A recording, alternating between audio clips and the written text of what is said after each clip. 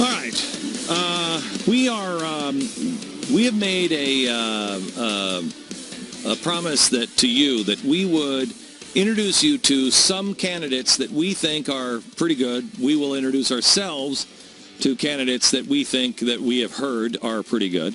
And you can decide from there. We also make a promise to each candidate that if you turn out to be a dirtbag, we turn on you so fast and so hard that your head will spin.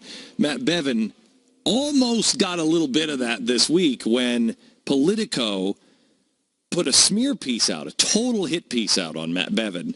And we saw it before we went on the air, and I said, get Matt Bevin on the phone. I want to know what his answer is on this one.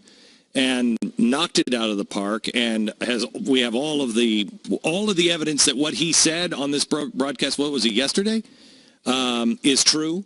Mm-hmm. You can read about it at the Blaze. It was a total smear job. The left and the progressive right is coming out and smearing anybody with small government principles. Katrina Pierson is running against Congressman Pete Sessions here in Texas, District 32. To call Pete a massive disappointment is a massive understatement. Katrina, you should get to know. Ted Cruz, who doesn't throw these things around lightly, called her an utterly fearless, principled conservative, which I think is about the highest praise you could get from Ted Cruz. And she is in the studio with us now, Katrina Pierson. Hi, Katrina. How are you? Hi, Glenn. Thanks for having me. You bet. Okay, so why are you running and getting into? Why would you do this? Well, that's a great question. Working in the grassroots over the last 5 years in Texas and across this nation, we have a desperate need for people to stand up and fight back against the establishment. Hardly anyone ever gets challenged, and that is the biggest problem we have. And since this window of opportunity is quickly closing, I found myself in a position to where it should be done. Pete Sessions, I used to be a fan myself. A lot of people supporting my campaign today used to be Sessions supporters. And unfortunately, the last 5 years, he has, to say the least, gone the other direction. He is now promoting John Boehner to us instead of representing us to John Boehner. And given my experience in healthcare, I think that's going to be critical moving forward. It is going to be a topic for at least the next 10 years. So I feel like I'm just better qualified for the position and a real conservative. So tell me the things that he has done that you would like to correct. Well, there is a list, but I will start with spending. In 2010, Mr. Sessions said that they were going to give the American public 72 hours to read the bill before they voted on it. They said they were going to cut spending and fight back against Obamacare. And in fact, they failed on all three fronts. Just a couple of weeks ago, Mr. Sessions championed voting for the additional $1.1 trillion omnibus bill, which is something that Reagan himself said he would veto. And he voted with every Democrat in the state. District 32 is a very conservative district in Texas, and that's just unacceptable. That's definitely not representing the people in our district. Go ahead. No, go ahead. Well, some of the other things, like the Farm Bill, many of the conservative groups across the country were completely against this additional spending and permanent subsidies, which go against conservative principles, and he was a champion of that as well. He voted over the summer to give the president more power to appoint without congressional oversight. I don't think conservatives want this president to have more power than he already has, considering he's taking his pen and his phone to circumvent Congress altogether. And then we have all the debt ceiling hikes, which surprisingly he didn't vote for this last one. But that's a real problem for conservatives in Texas. And the fact that they failed to take the fight to the American public in 2010 for Obamacare and getting rid of it, they waited on Ted Cruz in 2012 to bring that fight to us, which ultimately led to the government shutdown. He used his authority, Glenn, as Rules Committee chairman to block the defund effort in March last year. And he admitted it. It's on the norepeat.com website, and that is unacceptable for leadership in this country today. So what do you think, what happened to him when he got up there, do you suppose? What happened? What happens to all of those people? I'm not saying Pete himself. What happens to those people when they go up? Well, 2 decades without any checks and balances, without a primary challenger, I think it's just easy to fall into that trap. There's no one holding him accountable at that point. This is the first viable challenge he's had since he's been elected, and we've already seen some significant turnaround in his habits in D.C. already. So I think that's ultimately what happens, and primaries are good for this reason, so that we can either replace somebody who needs to be replaced, or at least let them know we're paying attention. So tell me about who you are. You mentioned the grassroots. Tell me your history. Well, I did. I came out of the grassroots. I have an interesting story, and people always ask me how I became so conservative considering where I came from. And the simple answer is I just lived it. My mother was 14 years old when she was pregnant with me. My grandfather said abortion was not an option, but she had a biracial baby and they didn't know what to do. Gladney said they didn't specialize in biracial babies, so my mother was sent to Kansas to give birth to me and give me up for adoption. She changed her mind and brought me back to Texas. So the ongoing, joke on the campaign is I'm a native Texan born in Kansas. But I also grew up with a teenage mom who became very much codependent on government and then became very much codependent on drugs. And that's what happens with these liberal policies.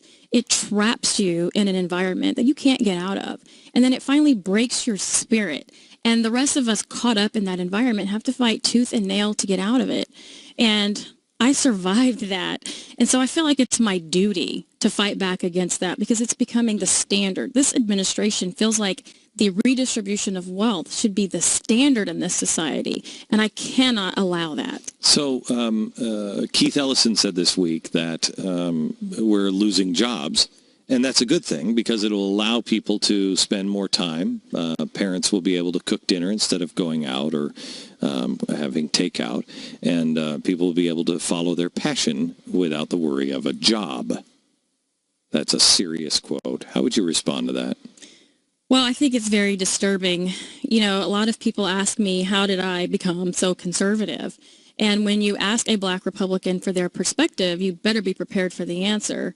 And, when I was growing up as a teenager, I had heard Malcolm X, of all people. And if you listen to Malcolm X and compare it to what Barack Obama says, you'd be deeply surprised at the differences. Malcolm X said, you get a job so you don't have to depend on anybody else. You get an education so you can take care of your family, and you stick close to your religion, and you get your guns and you own them. It's your constitutional right. And if you believe that the United States is the greatest country in the world, we don't need new laws. That's what I grew up hearing. So to hear the community today preach just the opposite, it makes you wonder what happened. So who do you think Martin Luther King was? Because, we were sold Martin Luther King as this great guy who believed in civil rights and was a preacher and a God-fearing man, and he just wanted an equal chance. And that's not what they're saying who he is now. Now the left is saying that he was a communist and he wanted redistribution of wealth and he wanted guaranteed, incomes and guaranteed jobs. And that's not the Malcolm X or the Martin Luther King I know or was sold. Right. So which one was he?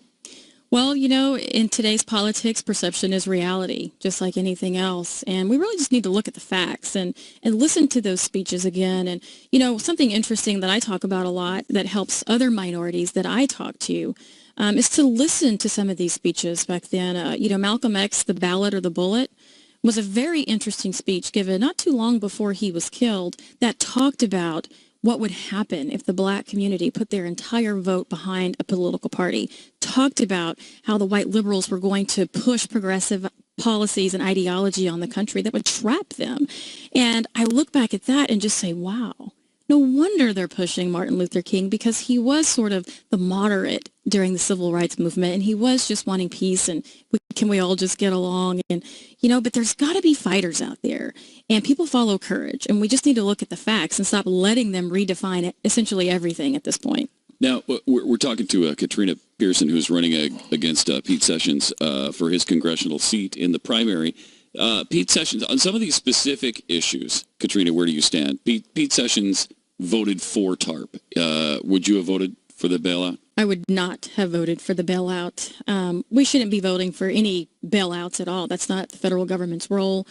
No business is too big to fail, especially the federal government. More recently, he voted against reining in the NSA. Where do you stand on that? I've been on Fox News for the last 5 years, specifically on that topic. I am definitely a privacy advocate. We have got to rein in the NSA. I mean, they are to the point now to where not only stalking us, but they're stalking our children and storing this information for 76 years. For what? And they say all this is in the interest of national security, yet our borders remain wide open. So where do you stand on the borders? Yeah. Because the borders are, you have all of the establishment GOP saying we've got to have comprehensive immigration reform. What's your idea? I say absolutely not. 92 million jobs lost. The economy is in disarray. And the fact that the GOP establishment is propping up what's in the best interest of non-citizens over citizens lets you know the GOP establishment is not only detached, but it's lost their way completely. So what happens to the GOP? Because the GOP is, you're running against the establishment now. You are a Freedom Works favorite and a Tea Party favorite, and the GOP is not in love with you or me or anybody else that believes in small government. So what happens to them? What's happening to the GOP?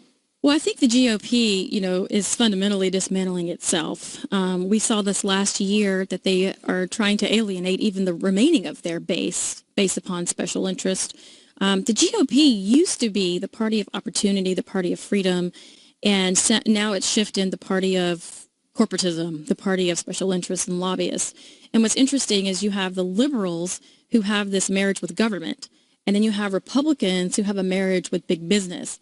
And now you have big business married to government. So they are one big happy family here. Right. And so it's up to the people moving forward where the real power is to get out there and get engaged to stop that process. I will tell you that I was so tired of GOP, just loves big business, and I never really bought into that, until, halfway through Bush's term.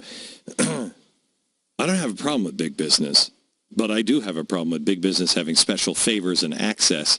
And you got to give they have to be on the exact same playing field as a startup, as an entrepreneur. And that doesn't happen. And the GOP, I think, I think personally the GOP should be over. I don't know if that's gonna happen or not. But I just don't think that anybody who hasn't. I think Ted Cruz is either the dumbest guy in the Senate ever or the smartest guy in the Senate, because he's putting all of it on the line and saying, repeal Obamacare, and he's making huge stands. Yesterday, he stood against the raising of the debt ceiling. Now, I don't know how you're going to get away with that, because I think you have a president and a lot of people in Congress that don't mind this thing coming down so they can blame it on somebody, et cetera, et cetera. How do you possibly, assume you're against the raising of the debt ceiling? Absolutely. How do you think you pull that off politically? Well, I think you just stop playing politics, and I think that's the best example that Senator Cruz is showing to all of us. At the end of the day, we do know that he has a lot of support from his constituents, because ultimately that's who he is representing. And he's also raised the bar when it comes to governing. There's a lot of people who call us in Texas saying, can you come interview our candidates so we can find our Ted Cruz? And this is what we have to do now. We are in the end game. When Democrats have power, they play for keeps. When Republicans had power, they moved progressive ideas forward. That's for sure. So we have to replace the Republicans. And they say, oh, well, Democrats, they're the problem. No, they're not. We're Republicans. It's our duty. We have the obligation to replace the Republicans who are not representing us or even our party anymore. Talking like that, how do you win this election, though, when you've got the entire structure of the party bearing down on you? Well, this is the fight that we have, and we've shown in Texas that we could do it with Ted Cruz. This is a little bit different because this is a 2-decade incumbent, but we have to fight. We just have to fight. And like our senator says, you lose half the battle, all the battles that you don't fight. Pete Sessions is spending a fortune now. Yes. On you, and the smear campaigns and everything else have started. How are you holding up? Well, we knew going in this wasn't going to be easy, and we saw what the establishment did to Senator Cruz, completely distorting any and everything he was ever involved with and trying to assassinate his character. But at the end of the day, as I said, we have to fight. So I am willing to undergo whatever punches I need to undergo if it means standing up to the establishment. So here's because I know you listen to the show. So here's the question that you, if you're not prepared for, you're a moron. How's your soul question? Because you're going to go in. I've seen friends. We have had friends. We've lost. Mm-hmm. They go in. They're good. They're strong. But I mean, you have a flaw or an Achilles heel or a desire for something. Oh, it will be exposed, encouraged, or given to you in exchange for your soul. So how's your soul? I think my soul is actually the strongest part in what's getting me through all of the smear campaigns and everything. When I helped Senator Cruz, I walked away from my position as an administrator at a level 1 hospital facility. I'm a single mom. That took a huge leap of faith to jump out there and help Senator Cruz get elected, walking away from my livelihood. I fundamentally believe in what's happening in this country. And I also believe that we have a real opportunity to fix this and get these things turned around so that those behind me can come in and get us back on track. And the soul question, I think, is probably the most important one. And I think we do that by finding what motivates us. I'm not motivated by money. I'm not motivated by power. I'm motivated by justice. Not social justice, but the simple fact that, I grew up, I clawed my way out of poverty. And that was the most difficult thing that I've ever had to deal with. I was married, divorced, gone through all kinds of crazy things, got pregnant at 19, and I went through all this before the age of 21. And I've had to do all of this on my own. So I understand what it means to have to work to be better, to do better, put myself through college. These are opportunities that can only happen in America. I would not have survived in any other country. And the fact that these politicians are putting their own self-interest ahead of everybody else is just completely un-American. So we have to fight to restore that. That's what Ted Cruz is doing. It's not politically appropriate, politically correct. He's doing what's right, and that's what we have to do. The website is KatrinaForCongress.com. Okay, KatrinaForCongress.com. Check out her story, and if you feel, as I have said with everybody, don't listen to me, don't take it from me. We're going to expose you to people that we think have value to be heard, and you decide yourself. But do your own homework, and the races that we are highlighting are important nationally. You may say, oh, well, what is it? No, they matter. They really matter nationally. And getting Pete Sessions out will scare the living daylights. You can get Pete Sessions out and Mitch McConnell. I'm telling you, you begin to fundamentally change the GOP because you will have to go to a third party. If you can't do it this time, you will have to go to a third party. And nobody wants to do that. So the primary is the time to do it. And Pete has spent every dollar. I mean, they're spending a lot of money. And so I'm sure Katrina could use your help if you feel that is somebody that you feel comfortable enough to support. I will tell you, hearing Ted Cruz say utterly fearless, principled conservative is a pretty big deal. KatrinaForCongress.com. Thanks, Katrina. Thank you, Glenn. Again. Here's our sponsor this half hour. It is